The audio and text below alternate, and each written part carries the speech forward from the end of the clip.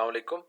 आज की वीडियो में मैं आपको फॉरेक्स के अंदर सपोर्ट और रेजिस्टेंस की इंपॉर्टेंस के बारे में बताऊंगा कि इस चार्ट के अंदर आपकी सपोर्ट और रेजिस्टेंस कितनी वैल्यूएबल है और उसको आप कैसे ड्रॉ करके एक अच्छी परफेक्ट एंट्री लेकर आप इस में अच्छी इनकम जनरेट कर सकते हैं।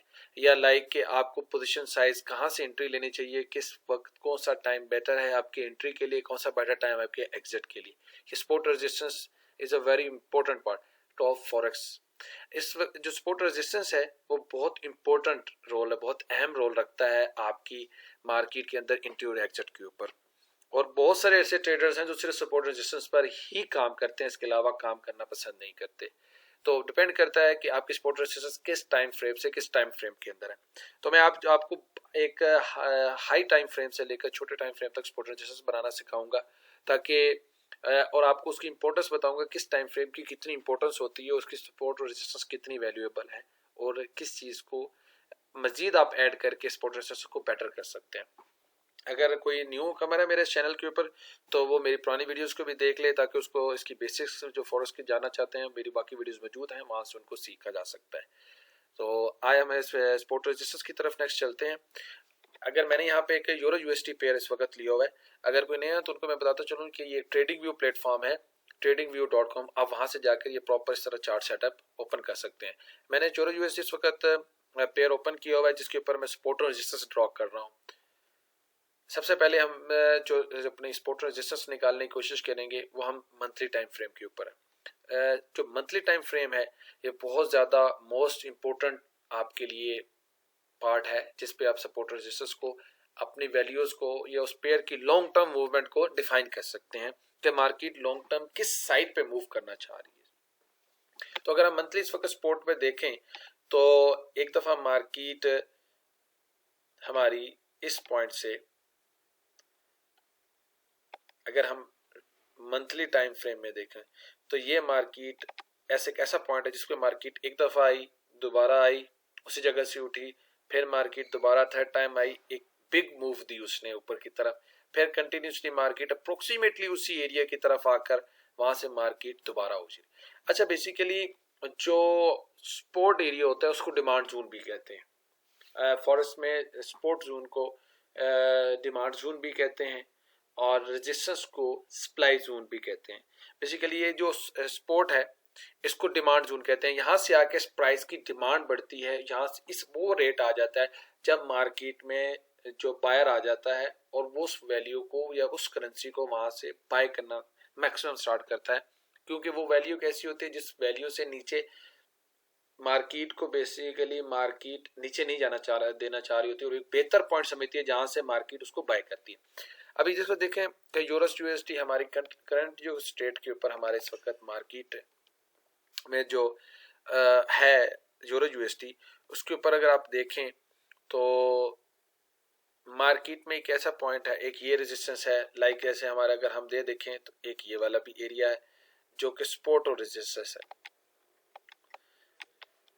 मंथली टाइम फ्रेम में ये एरिया इसके अलावा अगर आप ड्रॉ करें, ये मैं आपको एक टाइम फ्रेम में सपोर्ट और रेजिस्टेंस डिफरेंट बनेगी, बहुत सारी सपोर्ट रेजिस्टेंस बनेगी, मेजर सपोर्ट रेजिस्टेंस बनेगी, स्मॉल सपोर्ट और रेजिस्टेंस एरिया बनेगी जहाँ पे शॉर्ट टाइम के लिए मार्केट मूव कर रही होगी। लाइक ये है जैसे मार्केट, ये एक बिगर ये सपोर्ट रेजिस्टेंस है, ये स्मॉल सपोर्ट रेजिस्टेंस है। अब एक ही जो लेवल है वो सपोर्ट रेजिस्टेंस दोनों एक्ट करता है। ये चीज़ मैं यहाँ पे आपको समझाता जाऊँ, चूंकि मैं बेसिक सब चीज़ें समझाना चाहता हूँ तो मैं आपको ये भी बताना चाहूँ, सपोर्ट रेजिस्टेंस जो है वो एक ही लेवल पे दोनों हो सकती हैं।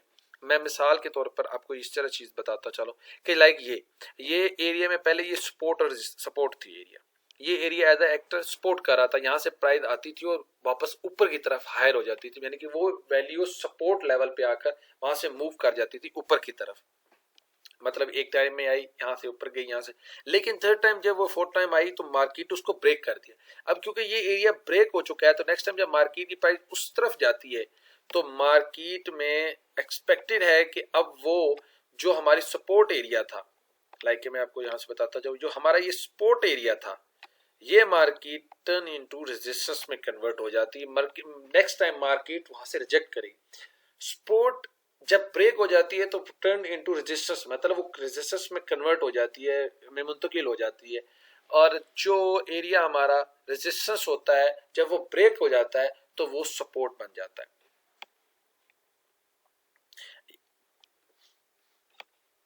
ओके, एक तो मैंने ये आपको इस वक्त यहां से बता दिया कि support resistance monthly time frame में कैसा है। ये एक हमारा एरिया। अब देखिए यहाँ पे दरमियान में मैंने आपको कहा कि ये स्मॉलर भी दरमियान में एरिया एक काउंट कर रहा होता है कि क्या चीज है। अब ये देखें, जो चीज मैं यहाँ से बताना चाह रहा था कि आपको रेजिस्टेंस, अब एक सपोर्ट हमारी ब्रेक हुई, उसके बाद मार्केट नीचे की तरफ मूव कर गई। मैंने आपको कहा कि अब ये टर्न टू रेजिस्टेंस हो चुकी है। अब मार्केट में दरमियान में ये एक इस एरिया पे जाती है, वापस आ जाती है, सपोर्ट बन गई और ये इसकी रेजिस्टेंस बन गई। ये वाली जो एरिया है ये इसका रेजिस्टेंस है। लेकिन थर्ड टाइम मार्केट ने इसको ब्रेक किया, मार्केट ने ब्रेक किया तो मार्केट ने इसी को बाद में सपोर्ट बनाकर मार्केट को अपवर्ड साइड पे मूव करवाया। मार्केट ने टेम्परेरी तौर पर इस एरिया को ब्रेक किया लेकिन मार्केट दोबारा डाउन साइड पर आ गई। मार्केट नेक्स्ट लेवल में गई, ऊपर गई, ये देखें यही हमने ड्रॉ किया हुआ था। मार्केट ने इसको दोबारा ब्रेक किया, फिर इसको टर्न इनटू सपोर्ट बनाया, फिर मार्केट ने इसको सपोर्ट बनाकर ऊपर की तरफ मूव किया, नेक्स्ट फिर उसी रेजिस्टेंस एरिया से मार्केट दोबारा स्ट्रांगली रिजेक्ट हो रही है। तो मार्केट इस वक्त ये एरिया एक सपोर्ट है, अगर यहां से नहीं तो मार्केट नेक्स्ट सपोर्ट लेवल पे या दरमियान में मार्केट इस एरिया में मंथली तौर पर सपोर्ट एरिया बना है। तो मंथली एनालिसिस से हमें इस वक्त जो करंट मार्केट में, मैं आपको समझाने के साथ साथ इस वक्त जो मार्केट की कंडीशन है वो ये कह रही है कि आप के मार्केट नीचे की तरफ मूव कर रही है, मार्केट नीचे की तरफ आ रही है। शॉर्ट टर्म में मार्केट न्यूट्रल हो चुकी है ऑलमोस्ट। मार्केट जो सपोर्ट भी है, ऊपर रेजिस्टेंस भी आ चुकी है, मार्केट साइड रेंज इस बड़ी रेंज के अंदर आ चुकी है। तो मार्केट को अब हम इसको नेक्स्ट लेवल में अगर हम करना चाहें तो हम इसको वीकली एनालिसिस की तरफ मूव कर जाते हैं। वीकली एनालिसिस में अगर आप आए तो सपोर्ट और रेजिस्टेंस कैसे वर्क कर रही है ये देखें।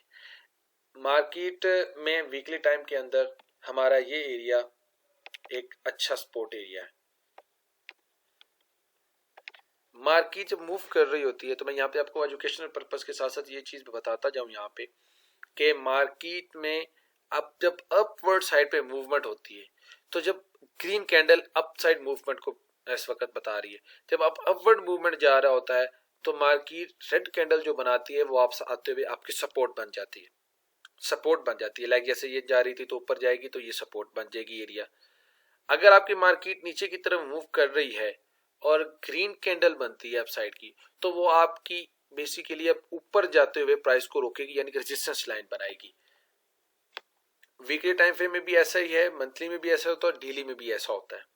अभी इस वक्त अगर हम नीचे की तरफ देखें तो हमारे पास मार्केट ये एक एरिया दोबारा सपोर्ट एरिया है, स्ट्रॉन्ग सपोर्ट एरिया जो है ये हमारा वीकली टाइम फ्रेम में बन रहा है। मार्केट अगर आपको यहां से मिलती है और आपको शॉर्ट टाइम फ्रेम, देखिए एंट्री आप लेंगे शॉर्ट टाइम फ्रेम में, बिगर टाइम फ्रेम के अंदर आप सिर्फ मार्केट को सपोर्ट रेजिस्टेंस को फाइंड करेंगे। उसके बाद आप जो स्मॉल टाइम फ्रेम होगा उसके अंदर आप मार्केट को वॉच करेंगे फॉर एंट्री पर्पस के लिए। मार्केट को बिगर टाइम फ्रेम में आप कभी भी एंट्री नहीं ले सकते। मार्केट चाहते हुए भी इसको भी सपोर्ट को ब्रेक करते हुए आ जाएगी, आप यहाँ से डायरेक्ट एंट्री लेंगे। हो सकता है मार्केट इस सपोर्ट को ना रोकना चाहती हो और मार्केट कंटिन्यूसली नीचे आ जाएगी तो आप एंट्री नहीं लेंगे। आप वीकली टाइम फ्रेम के ऊपर आपने ये टाइम फ्रेम ड्रॉ कर लिया। अगर आप ये देखें तो ये देखें कि वीकली और मंथली, ये मंथली हमारी मैंने सपोर्ट और ये एरिया जो है ना रेजिस्टेंस एरिया, ये वाला एरिया डिमांड और सप्लाई जोन वाला एरिया इस वक्त मैंने ड्रॉ किया। अगर आप ये देखिए वीकली भी उस जगह कॉन्फ्लिक्ट कर रहा है, मंथली भी उस जगह कॉन्फ्लिक्ट कर रहा है, तो ये एक स्ट्रॉन्ग सपोर्ट जोन एरिया इस वक्त यूरो यूएसडी के लिए स्ट्रॉन्ग सपोर्ट जोन एरिया है कि यहाँ पे आएगा तो प्रोबेबिलिटी बहुत ज्यादा है कि मार्केट यहाँ से एक दफा रिजेक्ट होगी। कितनी रिजेक्ट होगी, कितना हमारा टारगेट होगा, क्या हमारा प्रॉफिट होता है, वो मैं नेक्स्ट आपको वीडियोस के अंदर बाद में समझा दूंगा स्टेप बाय स्टेप। एंट्रीज हम कैसे लेंगे वो अलग बात है, मैं भी आपको major support resistance line draw करना सिखा रहा हूँ। इसी तरह जब आप डेली टाइम फ्रेम में आएंगे, अब आपके डेली टाइम फ्रेम के अंदर जब आप आते हैं तो मार्केट में कुछ चीजें ऐसी होती हैं जो आपको बड़ी नीट एंड क्लियर नजर आ रही होती हैं, हम उसको कम्प्लेक्सिटी में खुद कन्वर्ट कर रहे होते हैं, मतलब उसको कम्प्लेक्स कर रहे होते हैं, उसको मुश्किल बना रहे होते हैं। अब डेली टाइम फ्रेम में ये देखें कि मार्केट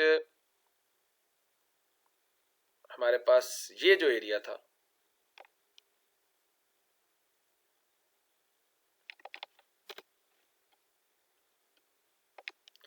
मार्केट इस एरिया को आई,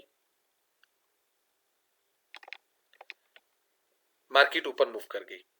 मार्केट ने शॉर्ट टाइम के अंदर अपवर्ड मूव करते हुए यहां से रिजेक्ट करके ऊपर की तरफ गई। मार्केट ने इसको सपोर्ट बनाया।